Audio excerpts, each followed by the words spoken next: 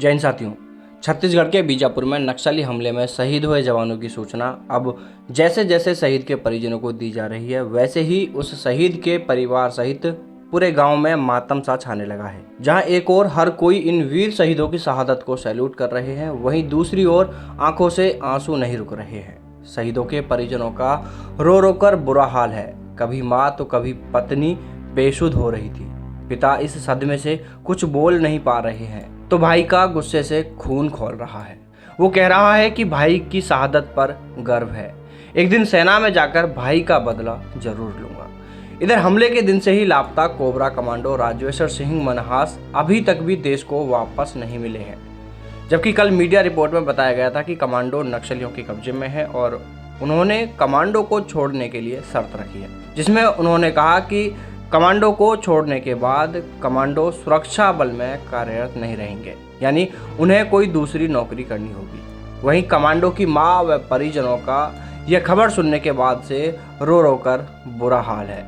वो ईश्वर से बेटी की सलामती की कामना कर रहे हैं। वाकई में यह घटना हर किसी को अंदर तक झकझोर कर रख देने वाली है। आज एक और पूरे देश को शहीदों की शहादत पर गर्व है, तो वहीं दूसरी ओर हर आंख रो रही है। छत्तीसगढ़ नक्सली हमले में हमारे 23 जवान शहीद हुए हैं। सीआरपीएफ के साथ इस हमले में एसटीएफ के जवान भी शहीद हुए हैं। इस हमले में गरियाबंद जिले के मोहदा गांव के रहने वाले एसटीएफ जवान सुखराम फरस भी शहीद हुए हैं। शहादत की खबर मिलते ही घर में मातम पसर गया। सुखराम फरस 2 भाइयों में दूसरे नंबर पर थे। उनकी पत्नी और बच्चा गाँव में ही रहती हैं। घटना की जानकारी मिलते ही परिवार में चीख पुकार मच गई। आपको बता दें कि एसटीएफ जवान सुखराम फरस की 1.5 साल पहले ही शादी हुई है। अभी 1 साल का बच्चा ही है। पति की शहादत की खबर मिलते ही पत्नी दहाड़ मारकर रोने लगी। घर की महिलाएं उन्हें संभालने में लगी थी। वह कुछ बोल ही नहीं पा रही थी।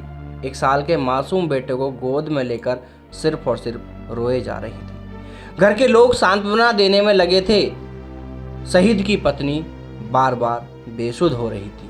दूसरी ओर बेटे की शहादत की खबर लेकर आए अफसरों के बीच में सुखराम फरस के पिता मौन बैठे थे। वह भी कुछ बोल नहीं पा रहे थे। बहू की चित्कार सुन आंगन के बीचों बीच कुर्सी लगाकर वो चुपचाप बैठे थे। गांव के लोग सांत्वना देने के लिए पहुंच रहे थे। आंगन में बैठे पिता सब कुछ देख रहे थे, मगर वह कुछ सदमे से बोल नहीं पा रहे थे। वहीं शहीद की माँ भी एक कमरे में चुपचाप गुमसुम सी बैठी थी। परिवार के लोगों को समझ में नहीं आ रहा था कि पल भर में इस घर की खुशियां कैसे छिन गई। शहीद सुखराम फरस 3 भाई हैं। 3 भाइयों में वह दूसरे नंबर पर थे। शहीद के छोटे भाई तुकाराम ने कहा कि भाई देश के लिए शहीद हुआ है, हमें उनकी शहादत पर गर्व है।